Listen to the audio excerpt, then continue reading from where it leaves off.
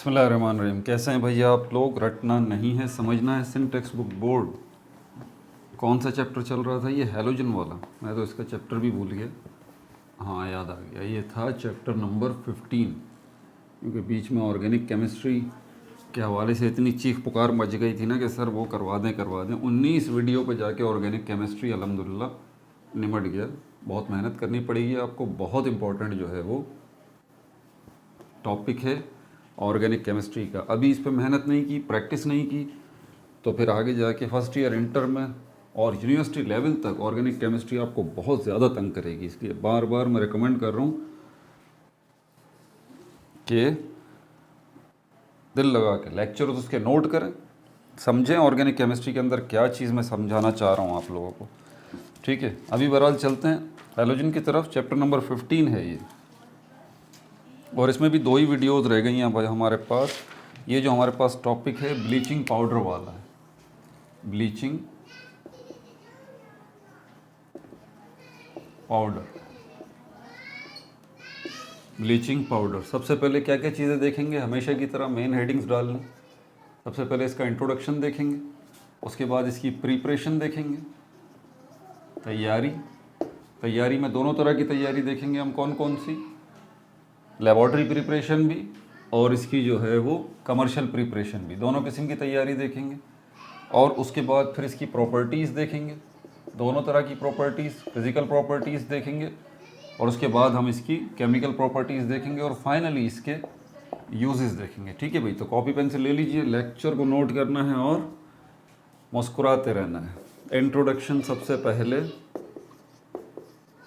इसका आपको पता होना चाहिए ये है क्या, वॉट, ये है क्या। नाम से ही पता लग रहा होगा कि ये एक पाउडर है। पाउडर तो कई किस्मों के होते हैं, पाउडर तो टेल्कम पाउडर भी होता है। तो ये कौन सा पाउडर है? पाउडर तो इसकी शक्ल है। अब पाउडर से अगर आपसे मैं पूछूं पाउडर के बाद ये पाउडर होता क्या है, क्या ये सॉलिड है, लिक्विड है, गैस है, तो आसान सी बात है कि ये सॉलिड पाउडर है।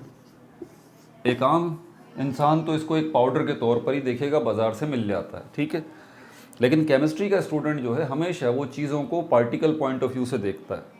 तो आप भी यकीनन ये जानना चाहते होंगे कि ये जो पाउडर है जिसको ब्लीचिंग पाउडर कहा जाता है, इसके पार्टिकल्स कौन कौन से हैं। जब हम वर्ड पार्टिकल बोलते हैं तो ये एक वर्ड कंफ्यूज नहीं होना इसके हवाले से।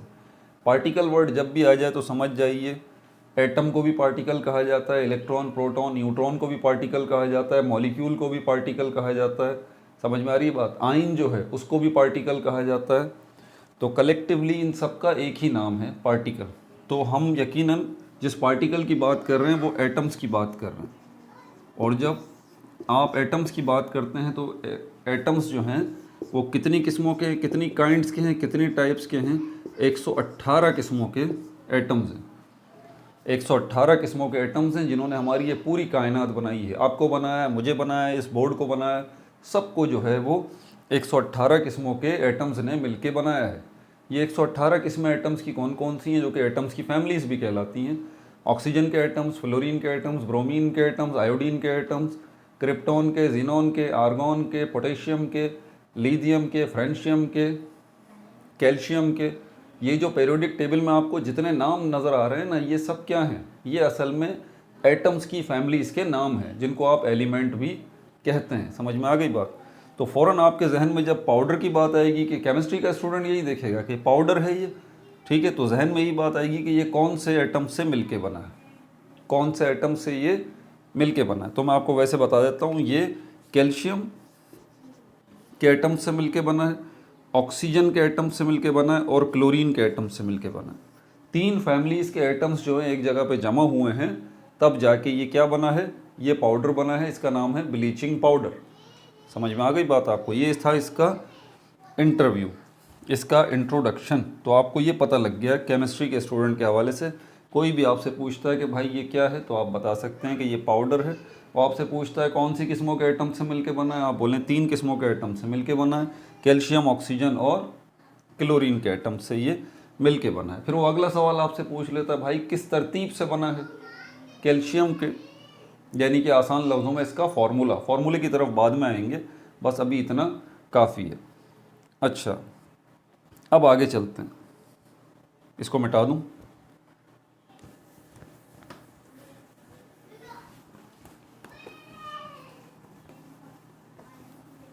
ऑब्वियस सी बात है कि अब आपसे ये तो समझाने की हद तक तो था, आपने नोट भी कर लिया, समझाने की हद तक भी कर लिया, लेकिन एग्ज़ाम में जब पूछा जाएगा तो आप इसको इस तरह से स्टार्ट तो नहीं ले सकते। एग्ज़ाम में तो आपसे पूछी जाएगी इसकी डेफिनेशन, सबसे पहले जो आपको लिखना है इसकी डेफिनेशन। तो आप कहेंगे अ type of mixed salt, a type of mixed salt. Mixed salt जो है वो कई किस्मों के होते हैं, लेकिन सॉल्ट क्या है पहले इसको समझ लीजिए। मैं आपको बाहर भेजता हूँ, बाहर चले जाइए घर से और एक एनिमल को, एक प्लांट को ले आइए। प्लांट ले लेते हैं, एक प्लांट को बाहर से ले आइए, या प्लांट भी नहीं और आसान कर देते हैं इसको, ठीक है।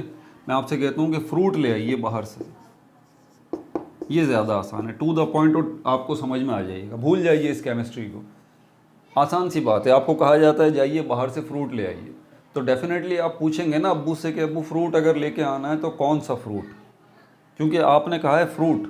फ्रूट तो पपैया भी है, फ्रूट तो एप्पल भी है, फ्रूट जो है वो तो बनाना भी है, ठीक है, पाइनएप्पल भी है।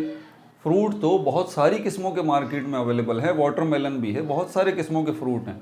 आप कौन सी किस्म का फ्रूट चाहते हैं कि क्या लेके आना है, तो बाबा कहेंगे कि भाई एप्पल ले आओ और बनाना जो है वो लेके आ जाओ। क्या लेके आ जाओ, एप्पल या बनाना। एप्पल और बनाना ये दो बोल दिए, एप्पल और बनाना। इसका मतलब क्या हुआ, क्या समझाना चाह रहा हूँ मैं आपको? मैं आपको ये समझाना चाह रहा हूँ जब फ्रूट आपसे कहा जाए ये ग्रुप नेम है, ग्रुप नेम है, ये एक ग्रुप का नाम है।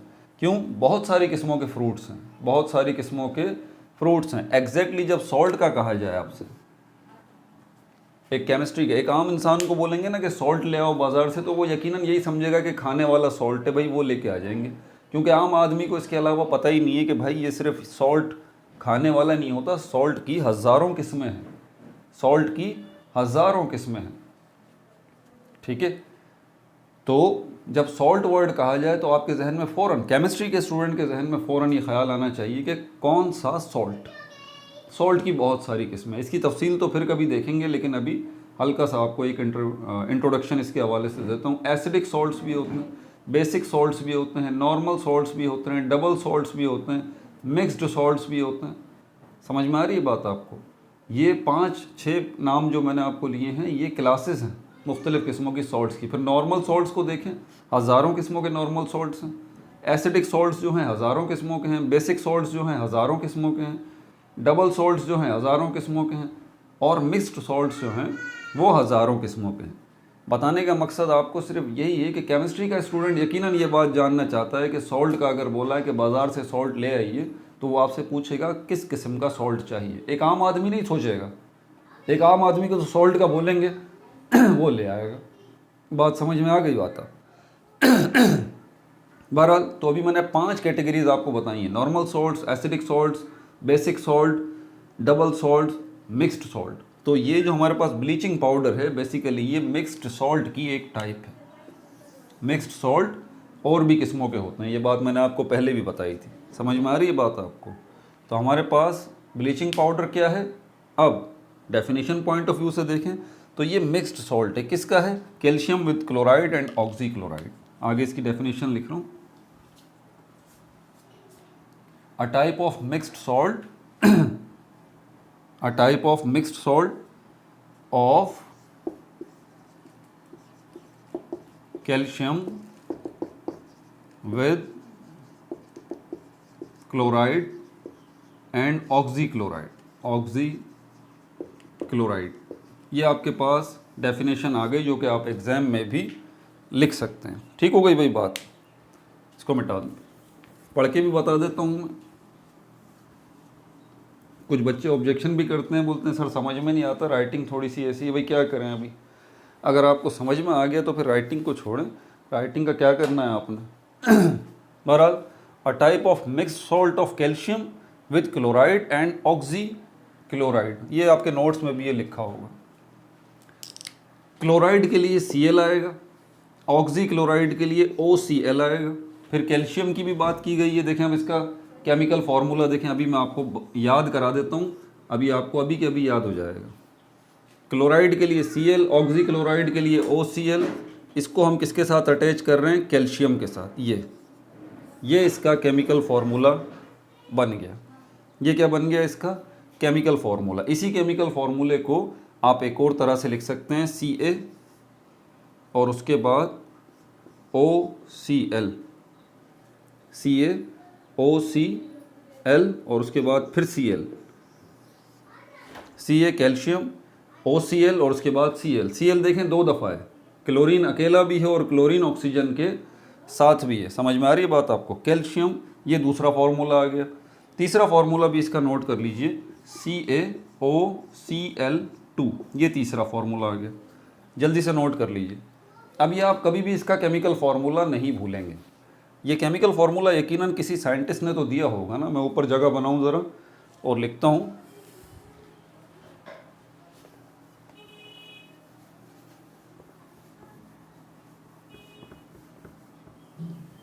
कौन सा केमिस्ट था या कौन सा साइंटिस्ट था जिसने इसका ये नाम दिया था।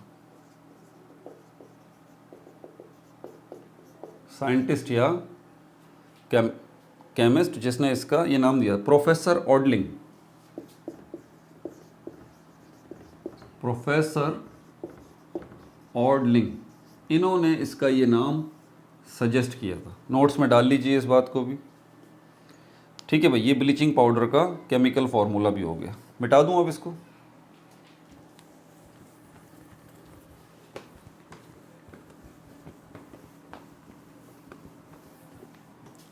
केमिस्ट्री की बेसिक्स अच्छी कीजिए, पूरी प्लेलिस्ट मैंने बनाई हुई है, बेसिक्स ऑफ केमिस्ट्री। ये इंट्रोडक्शन था ब्लीचिंग पाउडर का। इसकी प्रिपरेशन की तरफ चलते हैं। दोनों किस्म की प्रिपरेशन देखेंगे, लेबॉर्ट्री प्रिपरेशन भी और कमर्शियल प्रिपरेशन भी। प्रिपरेशन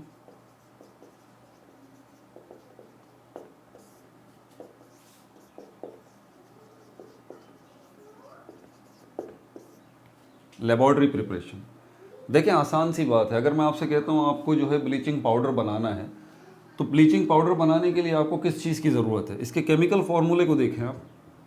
केमिकल फार्मूला क्या कह रहा है, आसान सी बात है। आपको कैल्शियम चाहिए, ऑक्सीजन चाहिए और क्लोरीन के एटम्स चाहिए। ये आपको एटम्स मिलेंगे कहाँ से, जहाँ से भी आपको ये मिलेंगे, आपने क्या करना है, इन 3 किस्म के एटम्स आपको चाहिए। बाज़ार में तो मिल नहीं सकते। आप किसी केमिस्ट की दुकान पे चले जाएं, साइंटिफिक स्टोर पे चले जाएं या परचून की दुकान पे चले जाएं, उसको बोलो भाई कैल्शियम, ऑक्सीजन और क्लोरीन के एटम दे दो, क्योंकि हमें जो है वो ब्लीचिंग पाउडर बनाना है, तो यकीनन वो आपको पागल ही समझेगा। क्यों? क्योंकि अगर आप केमिस्ट की शॉप पे जाएंगे या साइंटिफिक स्टोर पे जाएंगे, उसको थोड़ी बहुत सेंस है, वो जानता है, मालूमात रखता है, तो वो आपको ये बता देगा कि भाई ये इंडिविजुअल एटम्स आपको नहीं मिल सकते, बल्कि आपको तो थिंग्स, चीज़ें मिल सकती हैं। चीज़ें, थिंग्स, चीज़ें मिल सकती हैं, हमारे पास स्टोर में रखी हैं। चीज़ों में से आपको वो चीज़ें देखनी हैं जिसके अंदर कैल्शियम, ऑक्सीजन और क्लोरीन मौजूद हो। और वो चीज़ें क्या हैं, वो चीज़ें मैं आपको बता देता हूँ। इसको स्लैग्ड लाइम कहा जाता है, या चूना आसान लफ्ज़ों में। स्लैग्ड लाइम या सिंपली लाइम या चूना, इसको जो है वो कहा जाता है। ठीक है भाई, SLAKED, स्लैग्ड लाइम। तो ये चूना जो है वो आपको ला के दे देगा। साइंटिफिक स्टोर पे आप जाएंगे तो फिर क्या बोलेगा, भाई ये स्लैग्ड लाइम है, और इस स्लैग्ड लाइम में से आपका एक मसला हल हो जाएगा, इस कैल्शियम का, Ca, क्योंकि स्लैग्ड लाइम का फॉर्मूला है कैल्शियम हाइड्रोक्साइड, ब्रैकेट में आएगा ये कैल्शियम हाइड्रोक्साइड। तो यहाँ से ये जो स्लैग्ड लाइम है एक चीज़ है, इसके अंदर कैल्शियम के एटम पड़े हैं। ये कैल्शियम के एटम यहाँ से आपको मिल जाएंगे। चलो, कैल्शियम के एटम का तो मसला हल हो गया। अब दूसरा क्या है, ऑक्सीजन। ऑक्सीजन का भी देखें मसला हल हो रहा है, यहीं पर ऑक्सीजन भी, यानी कि स्लैग्ड लाइम के अंदर जो है कैल्शियम हाइड्रोक्साइड के अंदर आपके 2 मसले हल हो रहे हैं। आपको कैल्शियम के एटम भी मिल रहे हैं और ऑक्सीजन के एटम भी आपको मिल रहे हैं। अब रह गया क्लोरीन का। क्लोरीन के लिए फिर वो दोबारा जाएगा अंदर और आपको एक बोतल ला के दे देगा। ठीक है, आप पूछेंगे भाई इस बोतल के अंदर क्या है, कंटेनर इस तरह का कोई है, बंद है बिल्कुल, वो बोलेगा इसमें क्लोरीन गैस है। तो आप कहेंगे भाई इसी तरह शॉपर में डाल के क्लोरीन गैस दे दो, तो वो बोलेगा आपको इतना भी सेंस नहीं है कि गैस है मैं इसका ढक्कन खोलूँगा ये तो उड़ जाएगी। ये कोई कैल्शियम हाइड्रोक्साइड की तरह सॉलिड चीज़ थोड़ी है, शॉपर में डाल के दे दूंगा आप ले जाएंगे। मुझे तो इसके लिए कंटेनर बनाया है, बॉटल है, और इसलिए इसको बंद किया हुआ है, और आपको इस बोतल की इजाफी कीमत भी देनी पड़ेगी। समझ में आ गई बात आपको? तो इसमें क्लोरीन गैस मिल गई, इसमें क्लोरीन गैस मिल गई। अब आपके पास एक तो ये स्लैग्ड लाइम, ये पाउडर है, ठीक है, स्लैग्ड लाइम ये पाउडर है, और ये जो है वो ये गैस है। अब आसान सी बात है, आपके लिए आसान क्या है, आप ये दोनों चीज़ें जब अपनी लैब में ले आते हैं, स्कूल की लैब में, आपको इन दोनों चीज़ों को क्या करना है, इनको मिक्स करना है। यानी कि इस कैल्शियम हाइड्रोक्साइड को और इस क्लोरीन को आपने मिक्स करना है। अब आसान सी बात है, आपके लिए गैस के अंदर पाउडर को डालना ज़्यादा आसान होगा या पाउडर के अंदर गैस को डालना ज़्यादा आसान होगा? आप कहेंगे सर ये गैस के अंदर पाउडर को डालना ज़्यादा आसान होगा, बड़ा आसान सा है, इसी बोतल का ढक्कन खोल देंगे, थोड़ी सी क्लोरीन गैस बाहर तो निकलेगी, लेकिन हम जल्दी से जो है वो इस कैल्शियम हाइड्रोक्साइड, ये जो स्लैग्ड लाइम है पाउडर है, फ़ौरन इसके ऊपर एक दूसरी बोतल में ये स्लैग्ड लाइम जो है वो एक दूसरी बोतल में डाल लेंगे, और उस बोतल का मुंह इस तरह से ऊपर कर देंगे, तो धीरे धीरे जो है वो सारा कैल्शियम हाइड्रोक्साइड जो है ये यहाँ पर इसके अंदर आ जाएगा। जब ये पूरा इसके अंदर चला जाएगा, आप बोतल को रिमूव करेंगे, दोबारा कॉर्क लगा देंगे। यहाँ पर ये क्लोरीन गैस और ये कैल्शियम हाइड्रोक्साइड जो है इसी बोतल के अंदर रिएक्शन इनका शुरू हो जाएगा। आपने इस बोतल को पकड़ना है अपने हाथ में और ऐसे शेक करना है, इसको शेक करना है, शेक करना है मतलब हिलाना है। जैसे जैसे आप हिलाते जाएंगे तो क्या होगा, ये कैल्शियम हाइड्रोक्साइड जो पाउडर है और क्लोरीन गैस है ये आपस में रिएक्शन शुरू कर देंगे, और उसके बाद थोड़ी देर बाद फिर आपको इस बोतल का ढक्कन जब हटाएंगे तो इस बोतल के अंदर जो है वो आपको एक दूसरी किस्म का पाउडर नज़र आएगा। आपने कैल्शियम हाइड्रोक्साइड ये भी पाउडर ही था, लेकिन अब जो चीज़ इसके अंदर आपको नज़र आएगी वो क्या, एक दूसरी किस्म का पाउडर नज़र आएगा, और वही दूसरी किस्म का पाउडर क्या होगा, वो होगा ब्लीचिंग पाउडर। क्लियर हो गई ये बात? और एक और बात, इसके अंदर क्लोरीन गैस जो पहले मौजूद थी अब क्लोरीन गैस भी नहीं होगी। आप इसका ढक्कन हटा दीजिए, कहाँ चली गई वो क्लोरीन गैस? वो क्लोरीन गैस कैल्शियम हाइड्रोक्साइड के साथ, क्लोरीन गैस कैल्शियम हाइड्रोक्साइड के साथ रिएक्ट कर चुकी, और वो क्लोरीन गैस कैल्शियम हाइड्रोक्साइड के साथ रिएक्ट करके उसने ब्लीचिंग पाउडर बना लिया। ये CaOCl2 इसके साथ साथ पानी भी बना, H2O वाटर ये भी बना। पानी कैसे बना, आपको कैसे पता चला? क्योंकि इस बोतल के अंदर पहले क्लोरीन गैस थी, वो ड्राई थी, ठीक है, वो ड्राई थी, और जो आपने कैल्शियम हाइड्रोक्साइड डाला वो भी ड्राई था, गीला नहीं था। क्लोरीन गैस भी गीली नहीं थी, कैल्शियम हाइड्रोक्साइड जो डाला वो भी गीला नहीं था। लेकिन जब आपने इसको हिलाया, शेक किया बहुत ज़्यादा, और उसके नतीजे में ब्लीचिंग पाउडर जो बना ये कैसा था, ये वेट गीला था। इसका मतलब इसमें पानी की आमेजिश थी, इसमें मॉइस्चर जो है वो आपको गीला गीला सा महसूस हो रहा था। अब जब ये आपने बना लिया तो आपने अपने इंचार्ज से पूछा, केमिस्ट्री के इंचार्ज से, कि सर ये तो बन गया अब ब्लीचिंग पाउडर इसके अंदर, अब करना क्या है? वो बोलेगा सबसे पहले इसको क्या करें, ये जो वेट ब्लीचिंग पाउडर है अब इसको ड्राई करें। आप इसको क्या करें, ड्राई करें। ड्राई करने का आसान तरीका यही है कि भाई थोड़ी सी हीट दें, थोड़ी सी हल्की हल्की हीट दें इस ब्लीचिंग पाउडर को, तो इसके अंदर से जितना पानी होगा वो एवापोरेट हो जाएगा, निकल जाएगा, और आपके पास ड्राई ब्लीचिंग पाउडर जो है वो आपको मिल जाएगा। भाई कपड़े सुखाने के लिए क्या करते हैं, धूप में रख देते हैं ना। क्यों? धूप में क्या है, धूप में हीट है, गर्मी है, उसकी वजह से वो जो पानी होता है कपड़ों में वो एवापोरेट हो जाता है।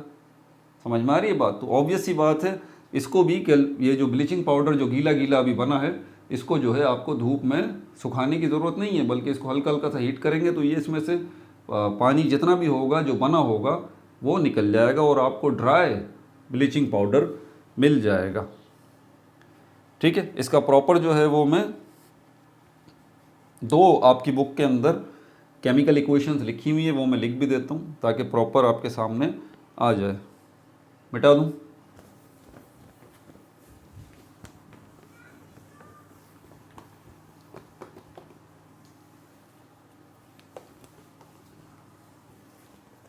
ये लेबोरेटरी प्रिपरेशन हम देख रहे थे।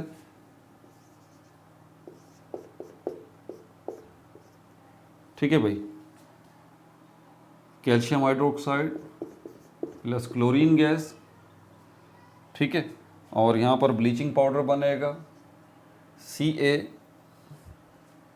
CaOCl plus H2O।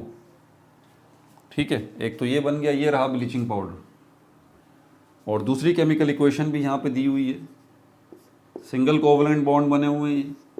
अब तो ऑर्गेनिक केमिस्ट्री आपने सीख ली है तो इन दो लाइंस को देख के समझ जाएंगे कि सिंगल कोवलेंट बॉन्ड बना हुआ प्लस क्लोरीन, ब्लीचिंग पाउडर और ये क्लोरीन गैस इसको रिएक्ट करा रहे हैं। और सॉरी ब्लीचिंग पाउडर नहीं, कैल्शियम हाइड्रोक्साइड, ये है ना CaOH2, OH के बाहर ये 2 लगा हुआ है। ठीक है, तो 2 का क्या मतलब है? 2 का ये मतलब है कि OH 2 हैं, OH एक ये रहा, दूसरा OH ये रहा। समझ आ गई बात? तो इसको इस तरह से लिख दें, इस तरह से लिख दें, मैंने इस तरह से लिख दिया। अच्छा, उसके बाद फिर क्या बनेगा हमारे पास? इससे भी ब्लीचिंग पाउडर बनेगा और उसका फॉर्मूला जो है वो ये आ जाएगा। अगर एग्जाम में बोल दिया जाए कि स्ट्रक्चरल फॉर्मूला लिखिए ब्लीचिंग पाउडर का प्लस H2O, अगर आपसे एग्जाम में बोल दिया जाए, आप ज़रा ध्यान से सुनिएगा, मैंने कई दफ़ा ये बात बताई, अगर आपसे बोला जाए स्ट्रक्चरल फार्मूला लिखिए क्लोरीन का, तो उसका ब्लीचिंग पाउडर का, तो ये लिखिएगा जिसमें आपको क्लियरली केमिकल बॉन्ड बने हुए नज़र आ रहे हैं लाइंस की सूरत में। ये स्ट्रक्चरल फार्मूला है, स्ट्रक्चरल फार्मूला। ये जो है ये इसका केमिकल फार्मूला है ब्लीचिंग पाउडर का। ये कैल्शियम हाइड्रोक्साइड का केमिकल फार्मूला है, ये इसका स्ट्रक्चरल फार्मूला है। समझ आ गई बात इसको? अच्छा, कमर्शियल प्रिपरेशन की तरफ चलते हैं। इसमें हैज़न क्लेवर प्रोसेस देखेंगे हम। कमर्शियली बड़ी बड़ी फैक्ट्रीज़ में, कारखानों में अगर ये ब्लीचिंग पाउडर तैयार हो रहा है, और बिल्कुल हो रहा है, तो वहाँ पर वो कर क्या रहे हैं? अपने इमेजिनेशन में देखा करें कि आप एक फैक्ट्री में चले गए हैं, आपको पता चला है कि यहाँ पर ब्लीचिंग पाउडर जो है वो तैयार हो रहा है। जो वहाँ पर सुपरवाइज़र होता है वो बोलता है आपको ब्लीचिंग पाउडर की तैयारी देखना चाहते हैं, चले मैं आपको फैक्ट्री का विज़िट कराता हूँ जहाँ हमारा प्रोडक्शन प्लांट है।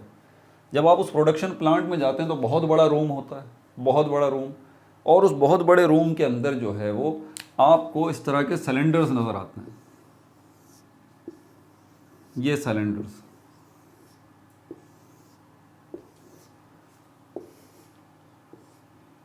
ये इस तरह से कनेक्ट होंगे।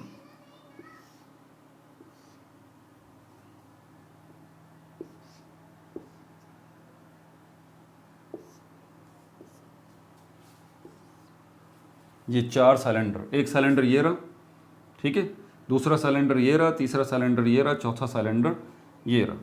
आप देखें कि अब ये पहला सिलेंडर है, ये दूसरा सिलेंडर है, ये तीसरा सिलेंडर है, और ये चौथा सिलेंडर, ये वाला, ये इस तरह से। ठीक है भाई, तो ये तो बन गए हमारे पास सिलेंडर्स।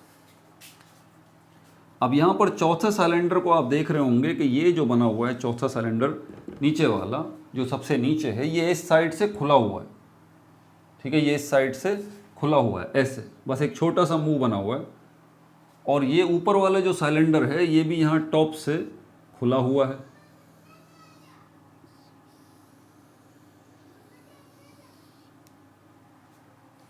ठीक है,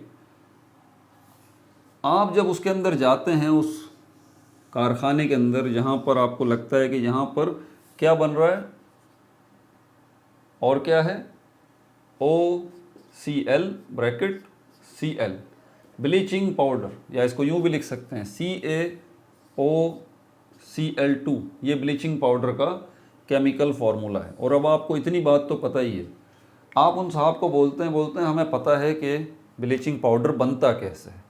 आप उसको बोलते हैं कि ब्लीचिंग पाउडर बनता है कैल्शियम हाइड्रोक्साइड से, कैल्शियम हाइड्रोक्साइड से और क्लोरीन गैस से। तो हम इतना आपको बता सकते हैं कि ये जो साइलेंडर्स आपने बनाए हुए हैं, इन साइलेंडर्स में यकीनन आप इन दोनों को मिक्स कर रहे होंगे। इन दोनों को क्या कर रहे होंगे? मिक्स कर रहे होंगे। वो जो आपको कहता है बोलता है, वाह बिल्कुल आपने सही कहा, और आपके केमिस्ट्री के टीचर ने माशाल्लाह आपको अच्छा पढ़ाया है, बिल्कुल बिल्कुल सही बात है। ये जो हमारे पास 4 सिलेंडर्स आपको नज़र आ रहे हैं, ये पूरा चारों सिलेंडर मिलके एक डिवाइस बनाते हैं, मशीनरी बनाते हैं, एक प्लांट बनाते हैं। इसको हम कहते हैं हेज़न-क्लेवर प्लांट। हेज़न-क्लेवर प्लांट। ये जो आपको पूरी डिवाइस नज़र आ रही है ना, ये 4 सिलेंडर्स की इस तरह से बनी हुई बड़ी सी, पूरे रूम जितनी बड़ी ये जो नज़र आ रही है आपको डिवाइस, जिसमें 4 सिलेंडर्स, इसमें से एक ऊपर से खुला हुआ है पहला वाला, चौथा वाला यहाँ से खुला हुआ है। इस डिवाइस को हेज़न-क्लेवर प्लांट कहा जाता है। क्यों? क्योंकि ये डिवाइस बनाने वाला जो था वो कौन था? हेज़न-क्लेवर था। हेज़न-क्लेवर ये वो साइंटिस्ट था जिसने ये तरीका ईजाद किया था कि इसकी मदद से हेज़न-क्लेवर प्लांट बनाने वाला जो शख्स था उसका नाम हेज़न-क्लेवर था, ठीक है। और इसीलिए इस प्रोसेस को हेज़न-क्लेवर प्रोसेस कहा जाता है। देखें, एग्ज़ाम में जब आपसे पूछा जाए ना, ज़रा ध्यान से मेरी बात सुनिएगा, बच्चे बड़ी गलती कर देते हैं। अगर आपसे पूछा जाए कि भाई आप एक्सप्लेन कर दीजिए हेज़न-क्लेवर प्लांट को, तो आपने इस प्लांट की तफसील ही बतानी है एग्ज़ाम में कि ये प्लांट जो है वो this Hazen Clever plant consist of 4 cylinders, the top one is open and the fourth one is also open.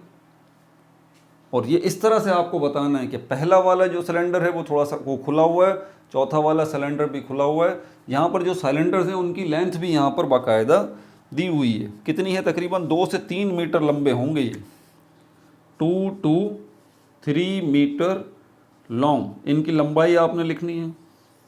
गर्ज ये कि इस प्लांट के हवाले से जो भी मालूमात है वो आपको अपने उस आंसर में देनी है।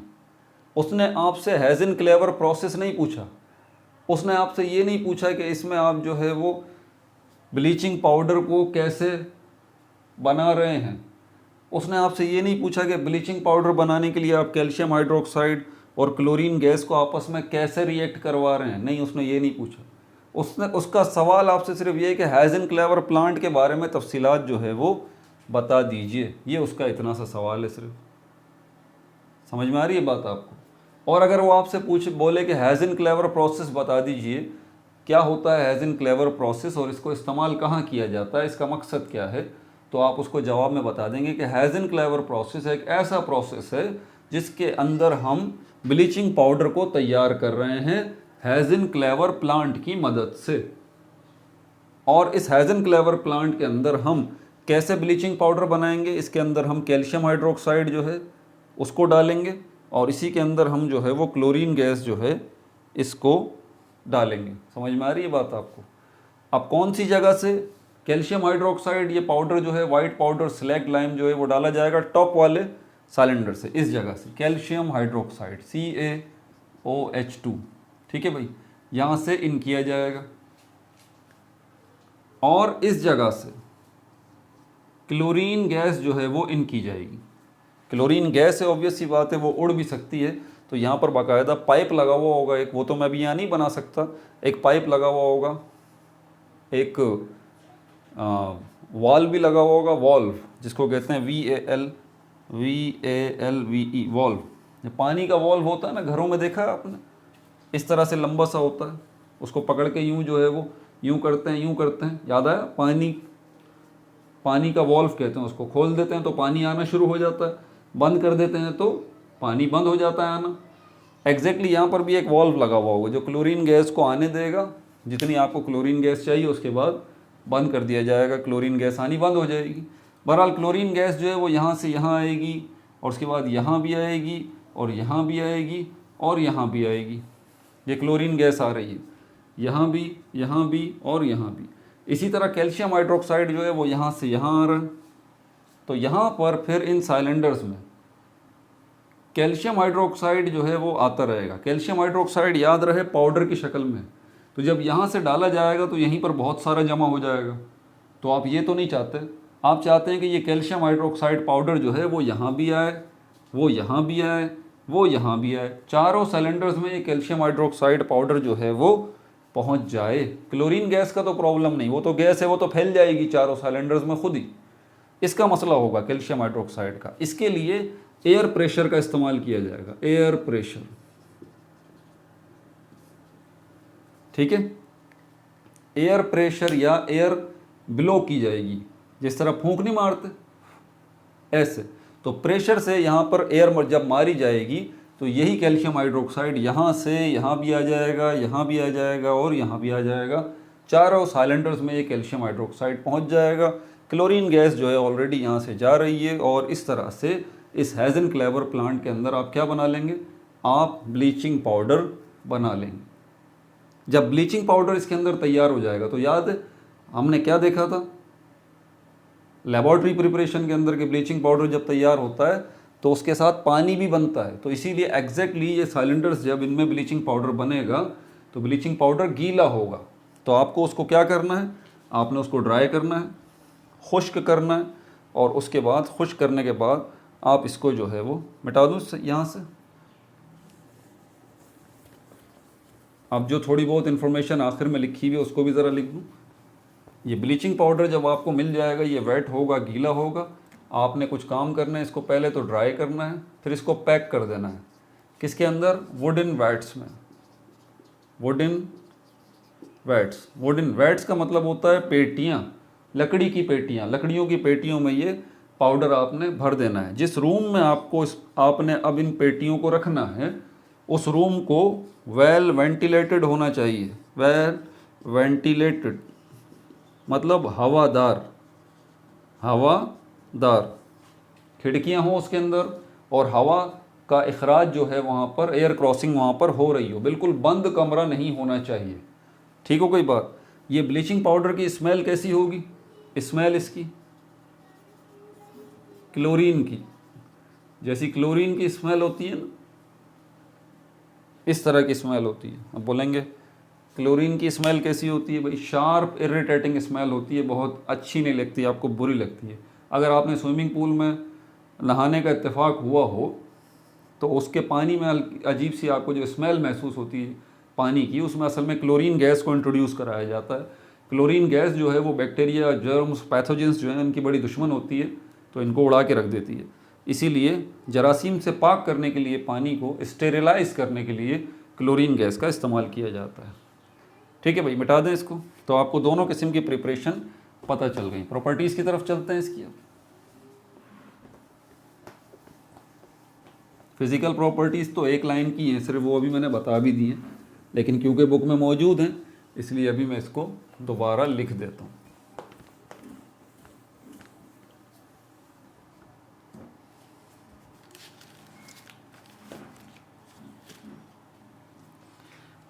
ठीक है भाई, physical properties, physical properties of bleaching powder.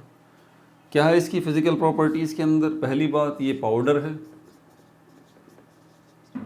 किस तरह का पाउडर है, किस कलर का है? ये वाइट कलर का पाउडर है। और अगर ये पाउडर है और वाइट कलर का है, पाउडर है, तो इसका मतलब ये सॉलिड है।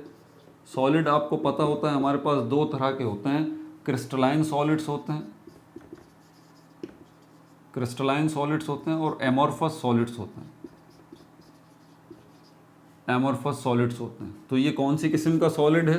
ये हमारे पास पाउडर अगर आ जाए, पाउडर में जो चीज़ होगी आप समझ जाइए कि वो क्रिस्टलाइन नहीं होगी, बल्कि वो क्या होगी, एमॉर्फस होगी। तो ये कौन सा सॉलिड है? ये एमॉर्फस सॉलिड है ब्लीचिंग पाउडर। ठीक है भाई। इसकी स्मेल कैसी होगी? क्लोरीन जैसी होगी, शार्प इरिटेटिंग स्मेल। ठीक है भाई। अच्छा, और फ्रीक्वेंटली कॉल्ड,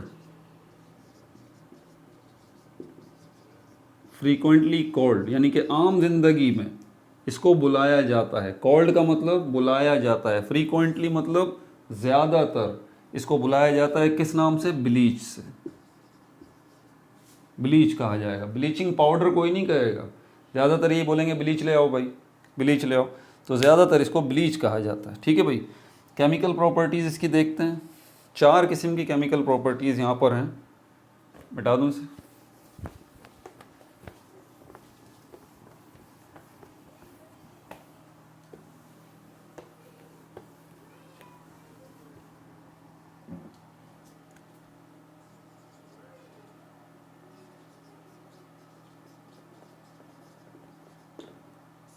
केमिकल प्रॉपर्टीज़ किस किस के साथ रिएक्शन होगा? विद वाटर, पानी के साथ इसका रिएक्शन देखेंगे हम। ठीक है। इसके अलावा स्ट्रॉन्ग एसिड्स के साथ इसका रिएक्शन देखेंगे, स्ट्रॉन्ग एसिड्स के साथ इसका रिएक्शन देखेंगे। अच्छा, इसके बाद कार्बन डाइऑक्साइड के साथ इसका रिएक्शन देखेंगे, कार्बन डाइऑक्साइड के साथ in the presence of moisture, in the presence of moisture. अब एक बात ज़रा टेक्निकल नुक्ता यहाँ समझ जाइएगा। कार्बन डाइऑक्साइड एक गैस है, आगे बढ़ने से पहले ज़रा ये बात बता दूँ, कार्बन डाइऑक्साइड एक क्या है? गैस है। अगर मॉइस्चर इसके साथ हो, यानी कि हवा में नमी हो, मॉइस्चर किसको कहते हैं? नमी को, मतलब पानी H2O। तो पानी अगर नमी की शक्ल में हो, वाटर वेपर्स की शक्ल में हो, आबी बुखारात की शक्ल में हो, हवा में, किसमें? एयर में। एयर में नमी भी मौजूद है, ह्यूमिडिटी भी मौजूद है, मॉइस्चर भी मौजूद है, और ये कार्बन डाइऑक्साइड गैस भी मौजूद है। तो पता है फिर क्या होगा? ये कार्बन डाइऑक्साइड गैस आपस में रिएक्ट करके और ये मॉइस्चर आपस में रिएक्ट करके एक वीक एसिड बनाएंगे जिसको कार्बोनिक एसिड कहा जाता है। कार्बोनिक एसिड जिसको कहा जाता है। तो जब हम कहते हैं कि ब्लीचिंग पाउडर कार्बन डाइऑक्साइड के साथ रिएक्ट कर रहा है in the presence of moisture, तो हकीकतन कार्बन डाइऑक्साइड के साथ रिएक्ट नहीं कर रहा, मॉइस्चर के साथ रिएक्ट नहीं कर रहा ब्लीचिंग पाउडर, बल्कि किसके साथ कर रहा है? कार्बोनिक एसिड के साथ रिएक्ट कर रहा है। क्योंकि कार्बन डाइऑक्साइड ख़त्म हो चुकी, पानी भी ख़त्म हो चुका, उसकी जगह पर एक वीक एसिड कार्बोनिक एसिड बन गया, असल में उसके साथ इसका रिएक्शन होगा। ठीक है। अच्छा, लेकिन हम जो है अपने केमिकल इक्वेशन के अंदर कार्बोनिक एसिड का जिक्र नहीं करेंगे, ये बात याद रहे आपको। हम अपनी केमिकल इक्वेशन में कार्बन डाइऑक्साइड और वाटर को ही रखेंगे। ठीक है। अच्छा, तो तीसरा केमिकल रिएक्शन इसके साथ होगा, ये मिटा दूं।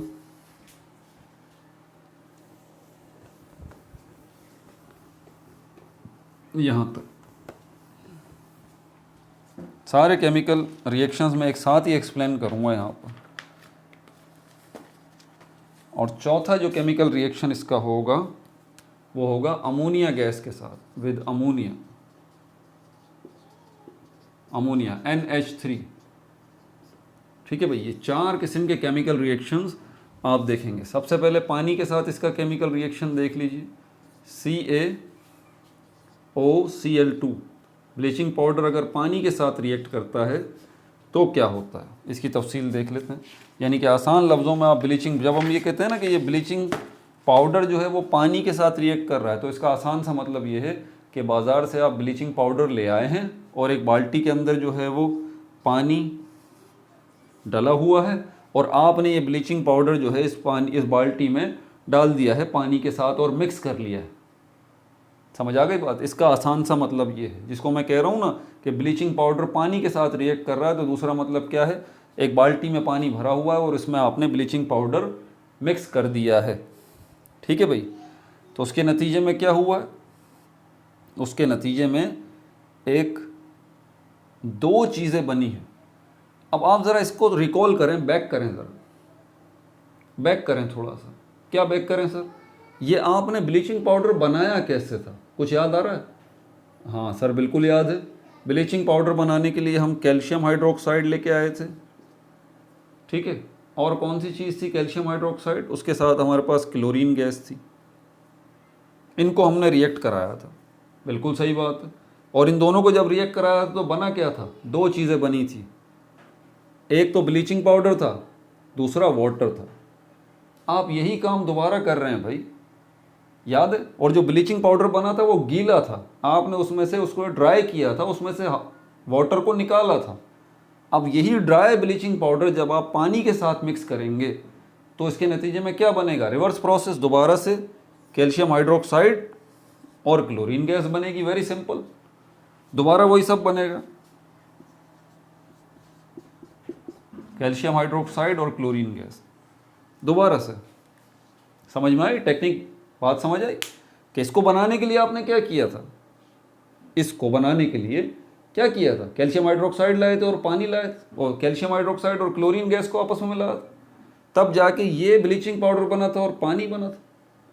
फिर इस ब्लीचिंग पाउडर, पानी किस शक्ल में था? ब्लीचिंग पाउडर के अंदर मिक्स हुआ था। ये ब्लीचिंग पाउडर गीला था, आपने इसको ड्राई किया था, इसमें से वाटर को निकाला था। अब ये ब्लीचिंग पाउडर को दोबारा पानी में मिक्स कर दीजिए तो क्या होगा? दोबारा भाई यही चीज़ बन जाएगी, कैल्शियम हाइड्रोक्साइड बनेगा और क्लोरीन गैस इसके अंदर बनना शुरू हो जाएगी। ठीक है भाई? अच्छा, इसके अलावा ये तो पानी की मिकदार जो है ना H2O, पानी की मिकदार ये जो है ना ये नॉर्मल है, ये नॉर्मल है। मतलब आधो आध का सिस्टम आप समझ लीजिए कि इसके अंदर ये आधी बाल्टी पानी भरी हुई थी और आधा ही आपने ब्लीचिंग पाउडर डाल दिया। ऐसा कोई मसला नहीं है कि आपने जो है वो पानी की मिकदार और ब्लीचिंग पाउडर की मिकदार कितनी है? आसान लफ्ज़ों में 50-50%। 50-50% में ज़रा आसानी से समझ में आ जाता है। तो पानी और ब्लीचिंग पाउडर 50-50% मौजूद हैं, तो उसके नतीजे में क्या बन गया? कैल्शियम हाइड्रोक्साइड बन गया और क्लोरीन गैस बन गई। अगर आप पानी की मिकदार इजाफी ले लें, यानी कि ये 50-50% वाला रेशो ख़त्म करके अगर आप ब्लीचिंग पाउडर को कर दें 10% और वाटर को कर दें 90%, अब देखें पानी कितना हो गया? 90% पानी हो गया और 10% जो है वो क्या बन गया? 10% जो है वो 10% क्या है? 10% ब्लीचिंग पाउडर है। 10% क्या है? Bleaching powder. अब आप कह सकते हैं कि ये 90% H2O जो है ये एक्सेस अमाउंट में है। एक्सेस मतलब इजाफी, इजाफी बहुत ज़्यादा मिकदार में। अगर आप ऐसा करेंगे कि ब्लीचिंग पाउडर की मिकदार तो कम हो और पानी की मिकदार बहुत ज़्यादा हो, इस हिसाब से कि ब्लीचिंग पाउडर 10% है और पानी 90% है, तो उसके नतीजे में ये कैल्शियम हाइड्रोक्साइड और क्लोरीन गैस नहीं बनेगी, नहीं बनेगी, बल्कि उसके नतीजे में क्या बनेगा? कैल्शियम क्लोराइड बनेगा और कैल्शियम हाइपोक्लोराइड बनेगा। मैं यहाँ केमिकल इक्वेशन बना रहा हूँ इसकी। उसके नतीजे में क्या बनेगा? Calcium chloride and calcium hypochloride. यही जो है वो छोटे छोटे एमसीक्यूज जो है वो एमसीक्यूज की शक्ल में जो है वो पूछ लिए जाते हैं। क्या हो रहा है? ब्लीचिंग पाउडर पानी के साथ मिक्स कर रहे हैं आप। कब? एरो बना रहा हूँ मैं, H2O एक्सेस में, ब्रैकेट में लिख रहा हूँ एक्सेस। पानी जो है एक्सेस बहुत ज़्यादा मिकदार में होगा, उसके नतीजे में क्या बनेगा? कैल्शियम क्लोराइड बनेगा, कैल्शियम क्लोराइड बनेगा। और क्या बनेगा? कैल्शियम हाइपोक्लोराइड बनेगा, OCl2, कैल्शियम हाइपोक्लोराइड। मैं इसका नाम भी लिख देता हूँ, कैल्शियम हाइपोक्लोराइड, कैल्शियम हाइपोक्लोराइड। समझ में आ गई बात? अब स्ट्रॉन्ग एसिड्स के साथ देख लेते हैं केमिकल रिएक्शन। स्ट्रॉन्ग एसिड्स के साथ अगर इसका केमिकल रिएक्शन अगर होता है तो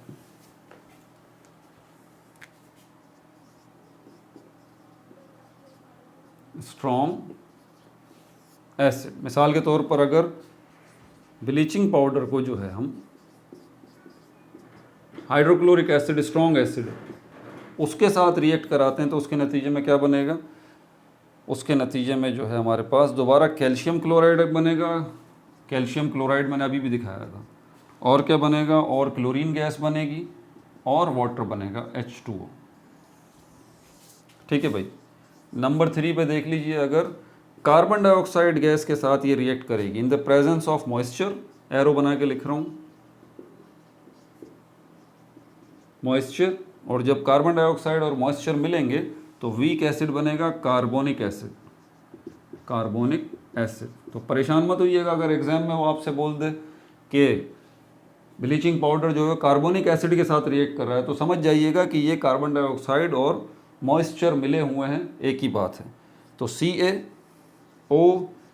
ब्रैकेट क्लोज, फिर Cl किसके साथ रिएक्ट कर रहा है, ये कार्बन डाइऑक्साइड गैस के साथ। CO2 कहाँ पर मौजूद है, ये कार्बन डाइऑक्साइड गैस एयर में मौजूद है, तो वहाँ पर नमी भी है, H2O भी आ गया। इसके नतीजे में 3 चीज़ें बन रही हैं, कैल्शियम कार्बोनेट,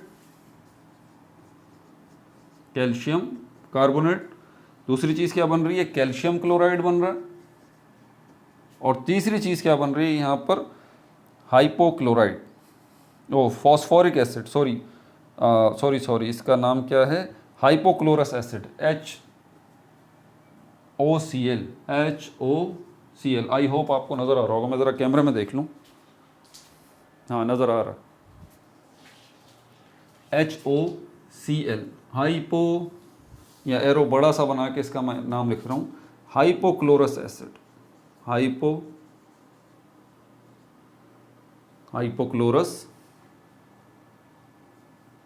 एसिड।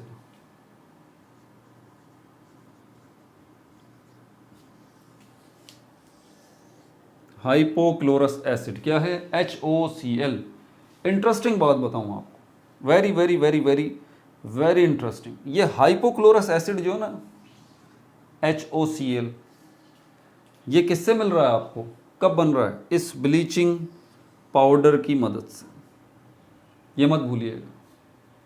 कब, जब ब्लीचिंग पाउडर को आप कार्बन डाइऑक्साइड और वाटर के साथ रिएक्ट करा रहे हैं, और कार्बन डाइऑक्साइड और वाटर दोनों किसके अंदर हैं, एयर के अंदर है, ठीक है, ये बात ध्यान में रखें, एयर के अंदर है। अब सपोज करें आप ऐसी जगह चले जाएं जहां पर बहुत ज़्यादा गंदगी है, कचरों का ढेर लगा हुआ है, अब भूल जाएं इस केमिस्ट्री को, आप ज़रा यहाँ मत देखिएगा बोर्ड की तरफ, मेरी बात सुनिए।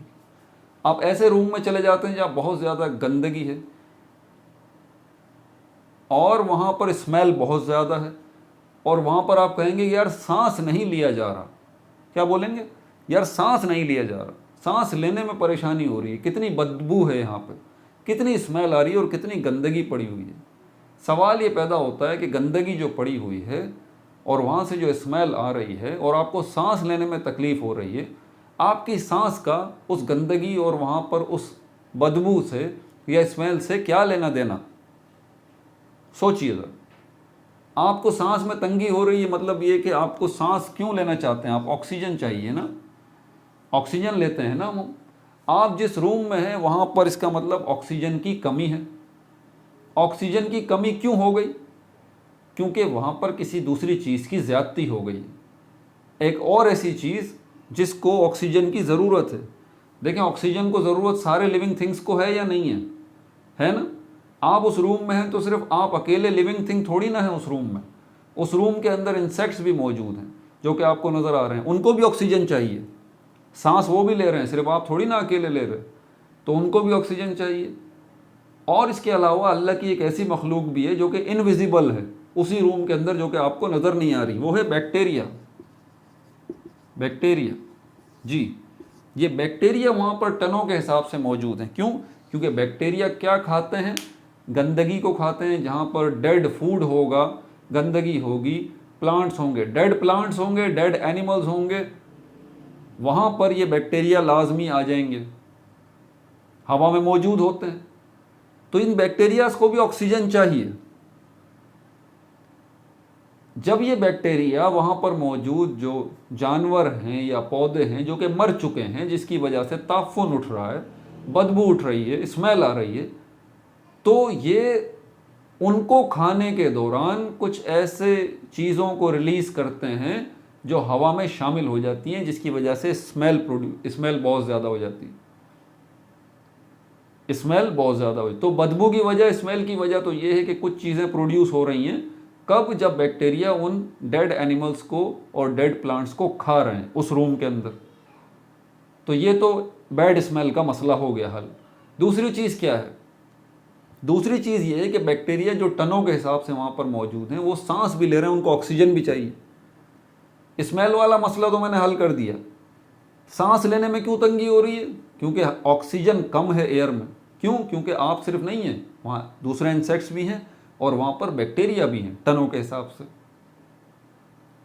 अब तीसरी चीज़ ज़रा सुन लीजिए, जब आपकी बॉडी किससे मिलके बनी है और वहाँ पर जो इंसेक्ट्स मौजूद हैं उनकी बॉडी किससे मिलके बनी है, और जो बैक्टीरिया है उसकी बॉडी किससे मिलके बनी है? सेल्स से। आपने बायोलॉजी थोड़ी बहुत तो पढ़ी होगी ना, सेल्स से मिलके। सेल्स, एक सेल की शक्ल कैसी होती है? एक सेल की शक्ल ऐसी होती है, बीच में न्यूक्लियस होता है और उसके बाद ये क्या होता है? ये सेल मेम्ब्रेन होती है। सेल मेम्ब्रेन, इसके अंदर ये साइटोप्लाज्म होता है और ये सेंटर में न्यूक्लियस होता है। ये सेंटर में न्यूक्लियस होता है। ज़रा टेक्निकल बात बता रहा हूँ, ध्यान से समझिए। मैं सेल से मिलके बना हूँ, वहाँ पर वो इंसेक्ट्स जो हैं वो भी सेल से मिलके बने हैं और जो बैक्टीरिया हैं वो भी सेल से मिलके बने हैं। इसका मतलब मेरी बॉडी के अंदर भी साइटोप्लाज्म, सेल मेम्ब्रेन और न्यूक्लियस मौजूद है। इंसेक्ट्स जो हैं उस रूम के अंदर, उनकी बॉडी के अंदर भी साइटोप्लाज्म, सेल मेम्ब्रेन और न्यूक्लियस मौजूद है। और उस रूम में जो बैक्टीरिया हैं उनके पास भी साइटोप्लाज्म, सेल मेम्ब्रेन और न्यूक्लियस मौजूद है। खैर यहाँ पर बायो वाले बच्चे अब लड़ेंगे, बोलेंगे सर बैक्टीरिया के पास न्यूक्लियस तो होता नहीं है। भाई सपोज कर लेते हैं फिलहाल, ठीक है, चलो न्यूक्लियस नहीं होता बैक्टीरिया के पास न्यूक्लियर मटेरियल तो होता है ना यार, डीएनए तो होता है। चलो नाराज़ क्यों हो रहे हो? अब तो सही है, डीएनए तो होता है ना, न्यूक्लियर मटेरियल तो होता है, क्रोमेटिन मटेरियल तो होता है जो न्यूक्लियस के अंदर होता है, ठीक है। गोल जैसा न्यूक्लियस तो नहीं होता, चलो मान लिया। अब यहाँ पर ये बताइए ज़रा कि ये सेल मेम्ब्रेन किससे मिलके बनी है? आपको पता है ये सेल मेम्ब्रेन जो है वो फैट्स की एक किस्म, फैट्स ही कहते हैं इसको, और प्रोटीन्स, ये सेल मेम्ब्रेन किससे मिलके बनी है? फैट्स या प्रोटीन्स। इसको हम ये भी कहते हैं फॉस्फोलिपिड्स कहा जाता है। फैट्स कहना सही नहीं होगा, बल्कि हम इसको नाम देते हैं कि ये सेल मेम्ब्रेन जो है वो फॉस्फोलिपिड्स, फॉस्फोलिपिड्स और प्रोटीन से मिलके बनी, ठीक है। इसी तरह इसका मतलब बैक्टीरिया के पास, जो वहाँ बैक्टीरिया हैं हवा में जो मौजूद हैं, उन चीज़ों पे मौजूद हैं, उन बैक्टीरिया के पास जो सेल मेम्ब्रेन है उसके अंदर ये फॉस्फोलिपिड और प्रोटीन मौजूद है। आप जो वहाँ पर खड़े हैं, आपकी बॉडी की जो सेल्स हैं उनमें जो सेल मेम्ब्रेन है वो भी फॉस्फोलिपिड और प्रोटीन से मिलके बनी है। और वहाँ पर जो इंसेक्ट्स हैं उनकी बॉडी भी सेल से मिलके बनी है, यानी कि उनकी बॉडी के अंदर भी सेल मेम्ब्रेन है, यानी कि उनकी बॉडी के सेल्स के अंदर, सेल मेम्ब्रेन के अंदर फॉस्फोलिपिड और प्रोटीन्स मौजूद हैं। आपको पता है ये फॉस्फोलिपिड और प्रोटीन्स जो हैं ये हाइपोक्लोरस एसिड जो है, हाइपोक्लोरस एसिड, ये जब इसके साथ रिएक्ट करता है फॉस्फोलिपिड्स के साथ, प्रोटीन्स के साथ, पता है इनके साथ क्या करता है? ये हाइपोक्लोरस एसिड इनको डिस्ट्रॉय कर देता है। क्या कर देता है? डिस्ट्रॉय कर देता है। आप जो उस रूम में खड़े हैं, अब आपको टास्क दिया जाता है कि भाई इस रूम को ज़रा साफ करो यार, इतना सारा बैक्टीरिया है, इसको मारो, किल बैक्टीरिया, किल बैक्टीरिया। आप बोलेंगे कोई मसले की बात नहीं है। आप वहाँ पर किस चीज़ को लेके आएंगे पता है? आप वहाँ पर लेके आएंगे ब्लीचिंग पाउडर को, CaOCl2, ब्लीचिंग पाउडर। और किस चीज़ की ज़रूरत है आपको? कार्बन डाइऑक्साइड की। तीसरी किस चीज़ की ज़रूरत है आपको? मॉइस्चर की। ये मौजूद नहीं था ब्लीचिंग पाउडर, ये आप ले आए। कार्बन डाइऑक्साइड एयर में मौजूद है और ह्यूमिडिटी ये भी एयर में मौजूद है। आपने सिर्फ यहाँ पर इस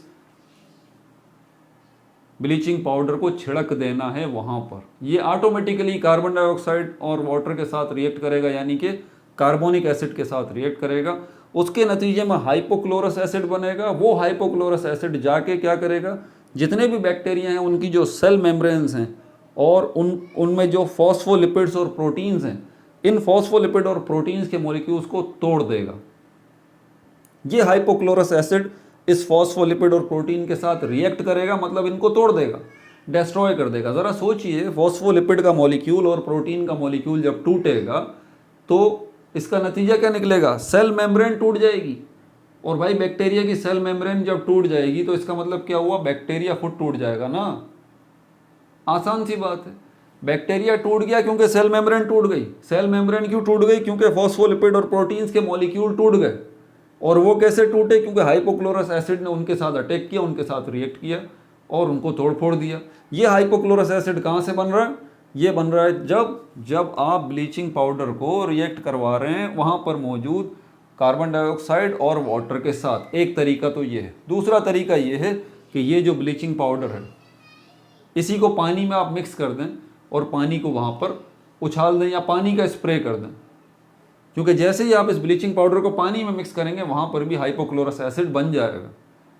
तो पानी में मौजूद जो बैक्टीरिया है इसी तरह से, आपको पता है पानी में मौजूद बैक्टीरिया भी इसी तरह से ख़त्म होते हैं, क्योंकि ये बैक्टीरिया पानी में भी तो है, यही बैक्टीरिया हवा में।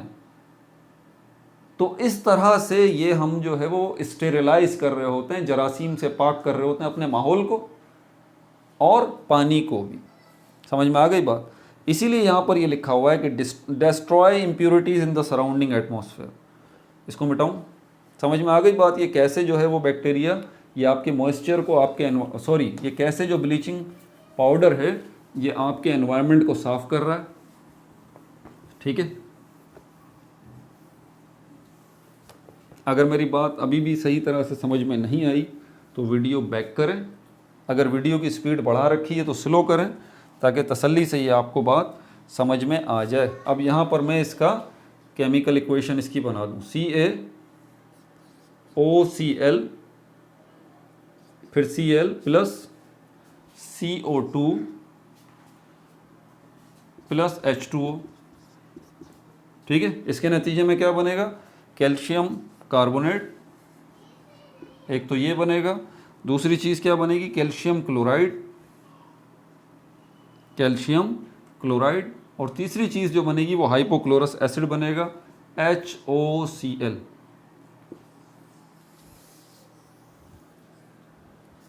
और हवा में मौजूद इम्प्योरिटीज़ का सफाया हो जाएगा। हवा में मौजूद इम्प्योरिटीज़ क्या चीज़ हैं, जो कि हवा को ख़राब कर रही हैं। कौन सी चीज़ है जो हवा को ख़राब कर रही हैं, हवा को ख़राब करने वाली चीज़ें बैक्टीरिया हैं मौजूद। तो इम्प्योरिटीज़ अगर हवा में से साफ़ हो रही हैं तो मतलब वहाँ से बैक्टीरिया की सफाई हो रही है। समझ में आ गई बात।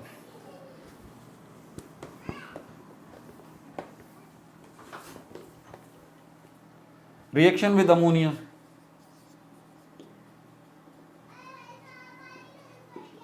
अगर अमोनिया के साथ इसको रिएक्ट कराते हैं तो उसके नतीजे में क्या बनेगा, उसके नतीजे में नाइट्रोजन गैस बनेगी। बस आसान सा इसका केमिकल रिएक्शन।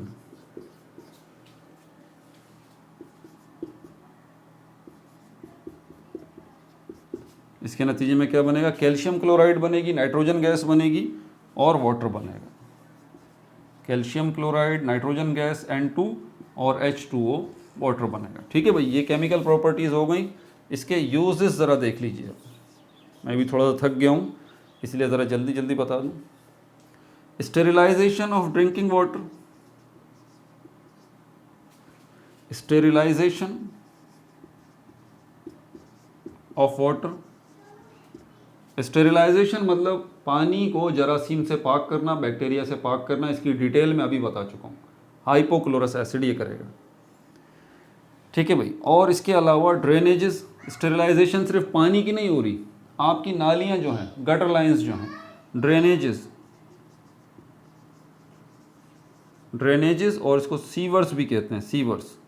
सीवर्स मतलब बड़े बड़े पाइप होते हैं, जो बड़े बड़े पाइप होते हैं उनको सीवर्स कहा जाता है, जिसमें से गंदा पानी गटर का जा रहा होता है, जो आपके घरों के बाहर होते हैं उनको सीवर्स कहा जाता है। ड्रेनेजेस छोटी छोटी नालियाँ, उनमें गंदगी मौजूद है, बैक्टीरिया होगा, साफ़ करना है उनको, स्टेरिलाइज करना है, बैक्टीरिया से पाक करना है, तो उसको भी, इसके लिए भी आप इसका इस्तेमाल करते हैं ब्लीचिंग पाउडर का।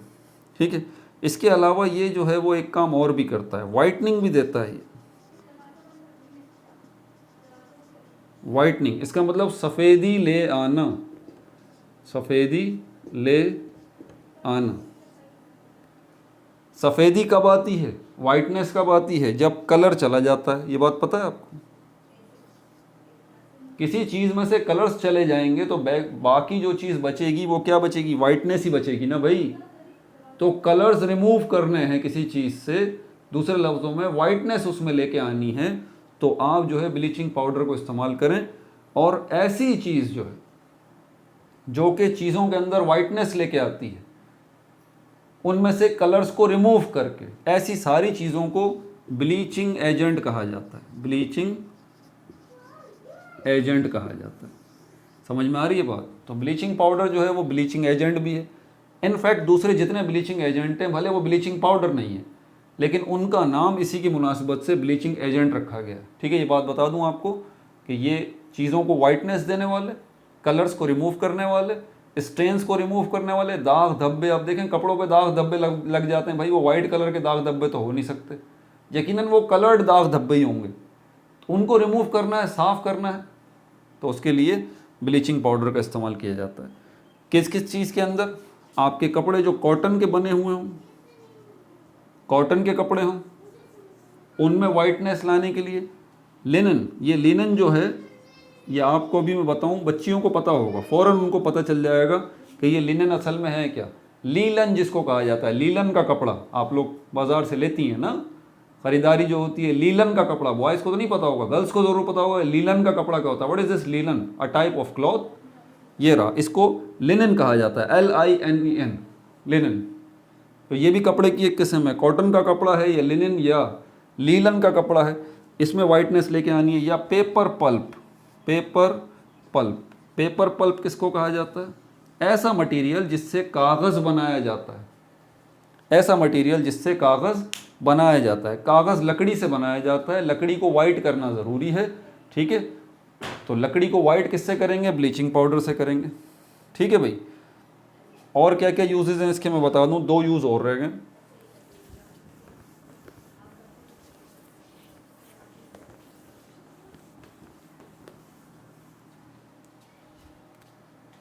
क्लोरीन गैस की तैयारी के लिए इसको इस्तेमाल किया जाता है। ठीक है भाई, और किस चीज़ की तैयारी के लिए, हाइपोक्लोरस एसिड के लिए, हाइपोक्लोरस एसिड, HOCl कर लें आप या HClO कर लें, बस ये 2 पॉइंट और थे। अपना बहुत ज़्यादा ख्याल रखिएगा। ठीक है, ये कौन सा पार्ट हो गया, पार्ट 13। पार्ट 14 के अंदर, इसके अंदर हम लास्ट पार्ट करेंगे हेलोजन सीरीज़ का, test for halide ion silver nitrate. ठीक है भाई, उसके बाद इंशाल्लाह फिर हम देखेंगे किसको, 2 चैप्टर रह गए हैं, पहले ही बताया आपको, मेटल्स एंड देयर एक्सट्रैक्शंस। बड़ा टिपिकल टॉपिक है, मुश्किल चैप्टर है, उसको सीख लीजिए, इसको कर लीजिए। अपना बहुत ज़्यादा ख्याल रखिएगा। No like no subscribe, only share.